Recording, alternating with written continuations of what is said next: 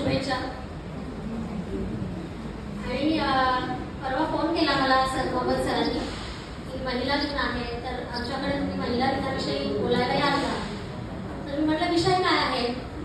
तर म्हणाले महिला दिन का साजरा करायचा याबद्दल थोडं सांगा. म्हटलं ठीक आहे, किती महिला येणार आहेत आणि कुठल्या वर्गातल्या आहेत. तर त्यामुळे ते मला म्हणाले की आमचा श्रोतृवर्ग हा विशेषतः पुरुष आहे, पुरुष जास्त आहेत. म्हटलं हे उलट अधिक छान आहे, कारण महिलांसाठी जे करायचं आहे त्यामध्ये मोठं योगदान हे पुरुषांचं असणार आहे. त्यामुळे महिला दिन का साजरा करायचा हे पुरुषांनी ऐकणं फार गरजेचं आहे. त्यामुळे आजचा श्रोतृवर्ग जर पुरुष असेल तर ते मला फार आवडेल त्यांच्या समोर बोलायला. आणि म्हणून महिला दिन का साजरा करायचा याची आजची पार्श्वभूमी देताना मला खूप मागे जावंसं वाटतं की पूर्वी काय होतं. आणि ते नुसतंच भारतामध्ये नाही, म्हणजे मी एकूण स्त्रीवादी चळवळीचा किंवा स्त्रियांच्या जीवनाचा अभ्यास करते तेव्हा अगदी ग्रीक आणि रोमन साम्राज्यामध्ये जाते. म्हणजे आपण अरिस्टॉटलचं नाव सगळ्यांनी ऐकलेलं असेल. अरिस्टॉटलचं नाव सगळ्यांनी ऐकलंय बरोबर, तत्वज्ञ म्हणून. अरिस्टॉटल सारखा माणूस ज्याला राज्यशास्त्राचं पितामह म्हटलं जातं, तो असं म्हणतो की स्त्रिया आणि गुलाम यांना कधीही स्वातंत्र्य देऊ नये, कारण त्यांना विचार करता येतो. हे अरिस्टॉटल म्हणतो की जो राज्यशास्त्राचा पितामह आहे. आणि ग्रीक आणि रोमन साम्राज्य जे आधुनिक अर्थानं सिव्हिलायझेशनच्या अर्थाने एक आदर्श राज्य मानलं जातं, त्याचा प्रमुख तत्ववेत्ता असं म्हणतो की स्त्रियांना स्वातंत्र्य देऊ नये, त्यांना राज्यामध्ये स्थान देऊ नये, कारण त्यांना विचार करता येत नाही. ही परिस्थिती होती स्त्रियांची. अगदी आपण फार ग्रीक रोमन साम्राज्य जाऊ दे, आपण भारतामध्ये जेव्हा येतो तेव्हा भारतामध्ये आपल्याला काय फार पुढे जायची गरज नाही. अगदी आपल्या स्वातंत्र्य लढ्यापर्यंत, स्वातंत्र्याच्या आधीची जी आपली स्थिती होती, बालविवाह होत होते, सतीप्रथा होती, हुंड्या बळी जात होते, जिवंत जाळली जात होती स्त्री. आज ते प्रकार खूप कमी झालेले आहेत, खूपच मोठ्या प्रमाणात कमी झाले. पण ती स्त्री त्या अवस्थेमध्ये होती. स्त्रियांना हे कळत नव्हतं का की माझं स्थान फार गौण आहे. कळत होतं, नक्की कळत होतं. आणि म्हणून तुम्ही अगदी संत काव्यामध्ये गेलात जिथे संत स्त्रियांनी ओव्या लिहिलेल्या आहेत, त्यामध्ये त्यांनी अगदी स्पष्टपणे म्हटलेले की माझा नवरा मला कसं छळतो हे सगळं चुकीचं आहे, पण तरी मला त्याच्या विरुद्ध काही करता येत नाही. म्हणजे अन्यायाची जाणीव स्त्रियांमध्ये होतीच, परंतु त्या अन्यायाला वाचा कुठे फोडावी, कशी फोडावी हे मात्र स्त्रियांना कळत नव्हतं. त्याकरता काही दार मिळत नव्हतं. हळूहळू काळ बदलला, पण काळ बदलला तो कसा बदलला. कारण काळ स्वतःच्या गतीने बदलतो, तो दुसऱ्याच्या गतीने बदलत नाही. जेव्हा काळाला तुम्ही स्वतःच्या गतीने बदलायची इच्छा करता तेव्हा त्या काळावरती घणाचे घाव घालावे लागतात, तरच तो बदलतो. आणि भारतामध्ये हे घणाचे घाव स्त्रियांसाठी कोणी घातले असतील तर महात्मा ज्योतिबा फुले, सावित्रीबाई फुले आणि डॉक्टर बाबासाहेब आंबेडकर. महात्मा ज्योतिबा फुले मला वाटतं पहिले माणूस होते ज्यांनी हे जाणलं की स्त्री ही सगळ्यात मोठी शोषित आहे. आणि ती फक्त दलित वर्गातली स्त्री नाही, तर उच्च वर्णीय समाजातली स्त्री सुद्धा शोषित आहे. हे सगळ्यात पहिलं कोणी ठामपणे मांडलं असेल तर ते म्हणजे महात्मा ज्योतिबा फुले. म्हणजे मला एक गोष्ट खूप अभिमानाने सांगावीशी वाटते की जेव्हा आपण एकूण महिला दिनाकडे पाहतो, 8 मार्चला महिला दिन का याकडे पाहतो, तर अगदी तुम्ही गुगलवरती सर्च केलं तरी तुम्हाला युरोपीय देशांमधल्या, अमेरिकेतल्या घटना मिळतात ज्या साधारणतः 1908च्या नंतरच्या आहेत. म्हणजे इंग्लंडमध्ये जो मतदानासाठी महिलांचा मोर्चा निघाला, अमेरिकेमध्ये कामातील तासांसाठी जो महिलांचा मोर्चा निघाला आणि निदर्शनं झाली, रशियामध्ये खूप मोठा महिलांनी संप घडवून आणला. या सगळ्या घटना योगायोगाने 8 मार्च किंवा त्याच्या आजूबाजूच्या दिवसामध्ये, रशियातला संप हा 8 मार्च या दिवशीच झालेला होता आणि म्हणून तो दिवस 8 मार्च हा निवडण्यात आला महिला दिन म्हणून. पण या सगळ्या घटना साधारणतः 1908 नंतरच्या. भारताबद्दल मला अभिमानाने काय सांगावं असं वाटतं की भारतातली पहिली महिला शाळा 1848 साली निघाली. आम्ही इतर कोणत्याही देशांच्या कितीतरी आधी महिला शोषित आहेत त्यांच्यासाठी काहीतरी केलं पाहिजे हे ओळखलं. त्या वर्षाची महिला दिनाची थीम काय? जी म्हणते for every women and girls rights, equality and empowerment. प्रत्येक स्त्रीसाठी, मुलीसाठी हक्क, समानता आणि सक्षमीकरण. आणि हे करण्यासाठी ॲक्सिलरेट ॲक्शन्स म्हणजे काम करा, कृती करा. ज्योतिबा फुलेंनी हे 1848 साली केलं. त्यांनी फक्त हे सांगितलं नाही की महिला शोषित आहेत, त्यांनी स्वतःच्या बायकोला शिकवलं सगळ्यात पहिलं, जे त्यावेळेला कोणीही करू धजत नव्हतं. त्यांनी सावित्रीबाईंना शिकवलं. सावित्रीबाईंनी पहिली शाळा उघडली आणि त्यांच्या बरोबरीने अजून एक महिला होती. कुणाला? सावित्रीबाई आपल्याला माहिती असतात, पण सावित्रीबाईंच्या बरोबरीने अजून कोणी होत? अजून एक होत्या. कुणाला त्यांचं नाव माहिती आहे? फातिमा शेख. फातिमा शेख या सावित्रीबाई फुले बरोबर होत्या.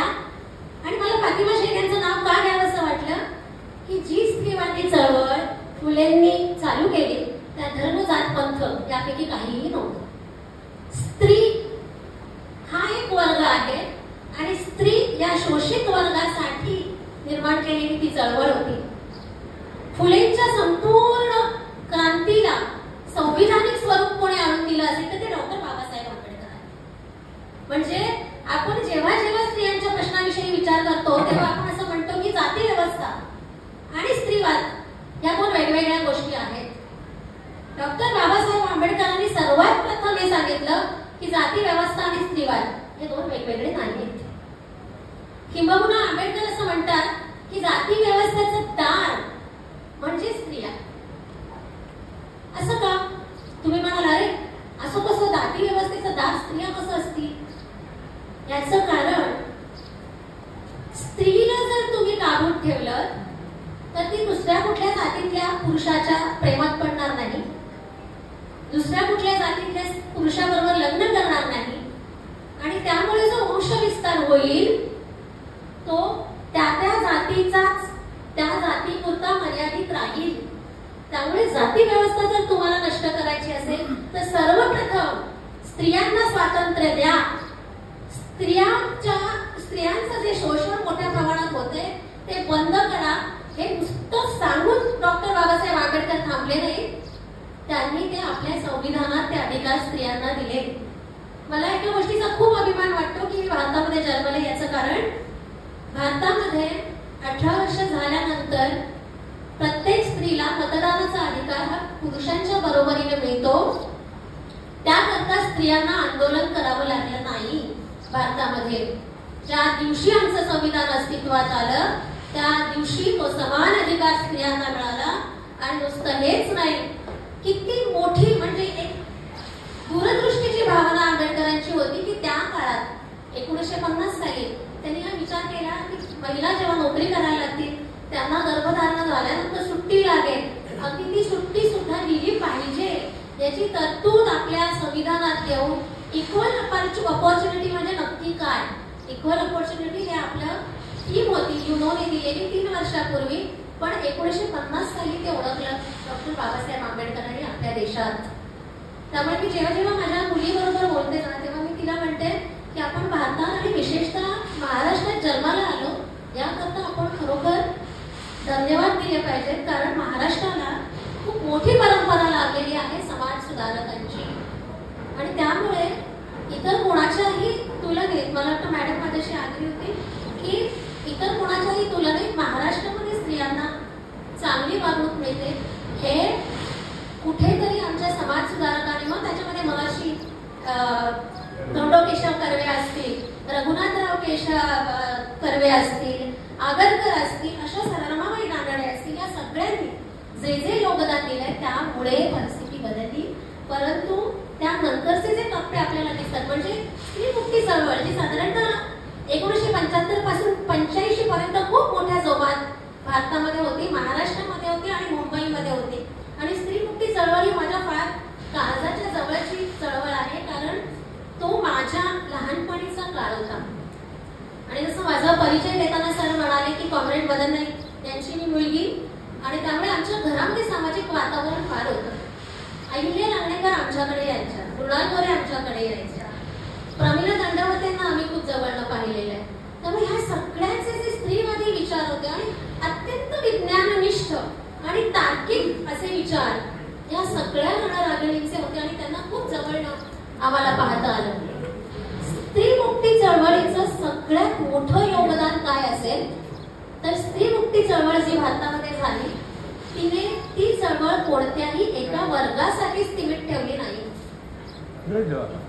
ही चळवळ अगदी कामगारांपासून ते उच्च मध्यम वर्गीयांपर्यंतच्या सर्व स्त्रियांसाठी समावेशक होती.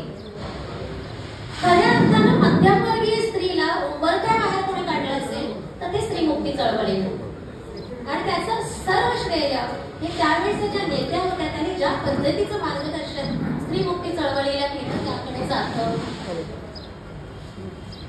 परंतु साधारणतः 1990 नंतर आपण जेव्हा स्त्रीकडे बघतो म्हणजे आज तुम्ही मला म्हणाल की आज का करायचा महिला दिन, किती बदलली परिस्थिती. आज नाही होत ना हुंडाबळी, आज नाही जात सती प्रथा नाही होत, आज का करायची.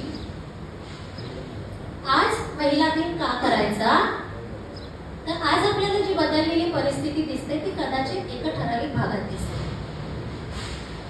स्त्रीमुक्ती चळवळीचं जे ध्येय होतं की तळागाळातली देशातली प्रत्येक स्त्री मुक्त झाली पाहिजे, ते आज झालंय असं आपल्याला वाटतं का? महिला तर नाही म्हणतात, आणि म्हणून महिला दिन केला पाहिजे. म्हणून मी जेव्हा इतिहासाकडे पाहते, सत्य परिस्थितीकडे पाहते, तेव्हा मला 3-4 गोष्टी फार प्रकर्षाने जाणवतात की एवढी तळमळीने गेलेली स्त्री मुक्ती चळवळ फारसं काही का करू शकली नाही नंतरच्या काळात. त्याला 3 कारण आहेत महत्वाची. साधारणतः 1990 नंतर जे मुद्दे राजकारणामध्ये आणि समाजकारणामध्ये महत्वाचे झाले त्यातले 3, एक तर राम मंदिराचा प्रश्न, मंडल आयोगाचा प्रश्न आणि नंतर जागतिकीकरण. लक्षात घ्या, स्त्री जात, धर्म, पंथ, वर्ग, आणि वर्ग हा शब्द मी आर्थिक दृष्टीने वापरते, या सर्वांच्या पलीकडे स्त्री स्वतः एक समाज आहे. तिला कोणत्याही धर्माची, जातीची, वर्गाची, पंथाची चौकट लावून तुम्ही त्यांचे प्रश्न सोडवू शकत नाही. म्हणजे हिंदू महिलांचे प्रश्न वेगळे, मुस्लिम महिलांचे वेगळे, मराठा स्त्रीचे प्रश्न वेगळे, ब्राह्मण स्त्रीचे प्रश्न वेगळे असं होत नाही. सगळ्या स्त्रियांचे प्रश्न हे समान असतात. आजही माझ्या घरात जी मला मदत करायला माझी कामवाली येते तिलाही हा विचार असतो की अगं बाई घरी जाऊन जेवण काय करू. मलाही तो, मी ग्लोबल आहे, मलाही तोच विचार असतो, घरी जाऊन जेवण काय करू. ही समस्या असं म्हणत नाही मी, पण आमच्या जीवनात थोड्याफार फरकाने जर आम्ही तेच जगत असू तर आमच्या समान समस्या आहेत आणि त्यांना भिडण्याचं स्वातंत्र्य आज आमच्याकडे नाही. याचं कारण स्त्री ही धर्म, जात आणि जागतिकीकरणामुळे मुक्त बाजारपेठ किंवा साधारणतः ज्याला आपण मॉल संस्कृती म्हणतो, बाजार संस्कृती, everything is for sale, right, life is for sale, ही जी संस्कृती आलेली आहे त्यामुळे एकूण अर्थाने निर्माण झालेलं बाजारीकरण, या 3 गोष्टींमुळे स्त्री शक्ती एकत्रितपणे उभी राहू शकत नाही. हे सध्याचं एक माझं स्वतःचं ऑब्झर्वेशन. पण मग या सगळ्यात बाहेर पडायचं असेल म्हणजे अगदी फार मॅडम आठवत असेल, तुम्हाला आठवत असेल आपल्याकडे एक चळवळ, ऑनलाईन चळवळ झाली, #MeToo खूप मोठ्या प्रमाणात झाली. #MeToo बरोबर, म्हणजे करोडो स्त्रियांनी त्याला प्रतिसाद दिला आणि आपल्या कहाण्या सांगितल्या. पण देशव्यापी चळवळ झाली नाही. म्हणजे फक्तच आम्ही थम्स अप दाखवले, काही केलं, रिॲक्ट केलं, चळवळ झाली नाही. का झाली नाही? आमच्याकडे नेते नव्हते का? होते. विचारवंत नव्हते? होते. चळवळ किंबहुना संपूर्ण जगाचा इतिहास तुम्ही तपासता तेव्हा जागतिकीकरणानंतर चळवळी संपल्या आणि चळवळी संपणं हे लोकशाहीचं सर्वात मोठं आज लोकशाहीचा पराभव आणि तो संपूर्ण जगात झाला. आणि त्यामुळे मणिपूरमध्ये जेव्हा काहीतरी होतं, कलकत्त्यामध्ये एखादी घटना घडते तेव्हा मुंबईत बसलेल्या माझ्या अंगावर शहाणे येत नाहीत. हे थांबायला, कारण जोपर्यंत ते घडत नाही तोपर्यंत स्त्रीवादी चळवळ यशस्वी झाली किंवा महिला दिन बंद करण्याची वेळ आली असं होणार नाही. आज आपल्या देशाच्या सर्वोच्चपदी राष्ट्रपती म्हणून एक महिला आहे. आपल्या देशामध्ये जे मतदार आहेत त्यापैकी 48% महिला मतदार आहेत एकूण मतदारांपैकी, म्हणजे जवळजवळ 50% म्हणता येते. 2024 मध्ये मतदान झालं लोकसभेचं, विधानसभेची आकडेवारी माझ्याकडे नाही, पण जे मतदान झालं त्यापैकी 60% मतदान हे महिलांनी केलं. 60% मतदान महिलांनी केलं. एवढा मोठा दबावगट जर महिलांचा असेल तर समाजाला बदलण्यासाठी, फक्त स्त्रियांसाठी काहीतरी करण्यासाठी या देशामध्ये काही घडत नाही असं तुम्हाला आश्चर्य वाटत नाही, खंत खेद वाटत नाही? आपल्याला वाटायला तो घडत नाही आणि तो घडला पाहिजे. हे घणाचे घाव घालत राहिलं पाहिजे, म्हणून महिला दिन साजरा केला पाहिजे. निव्वळ स्टेटसला महिलांचे फोटो ठेवून किंवा महिला दिनाच्या शुभेच्छा देऊन महिला दिन साजरा होत नाही.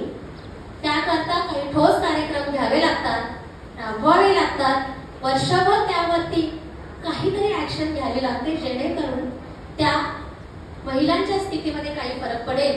आणि मी माझं भाषण संपवण्यापूर्वी सरांनी मला जो प्रश्न विचारला होता, सांगितला होता की महिला दिन का साजरा करायचा, आणि तो पुरुषांसमोर बोलताना त्यांच्या समोर माझं मनोगत व्यक्त करताना मी हे सांगेन की महिला दिनांमध्ये तुमचं योगदान हे सगळ्यात मोठं आहे. का? कारण येणारा काळ हा फक्त पुरुषांचा नाही, फक्त स्त्रियांचा नाही, तो दोघांचा आहे. आणि तो दोघांचा करायचा असेल तर त्यातलं योगदान पुरुषांचं मोठं असणार आहे. कारण स्त्री म्हणून अजूनही स्त्रिया परंपरेला भरपूर बांधलेल्या आहेत. माझ्या ओळखीतल्या कितीतरी स्त्रिया आहेत ज्यांना वटपौर्णिमेचं व्रत करायला अजिबात आवडत नाही, पण तरीही त्या करतात, कारण सासूबाई बोलतील. त्यामागचं कुठलंही वैज्ञानिक कारण दिलं तरी त्या म्हणतात मला मान्य आहे, 7 जन्म मला हा नवरा नको, तरीही त्या वटपौर्णिमेचं करतात, कारण घरात क्लेश नको.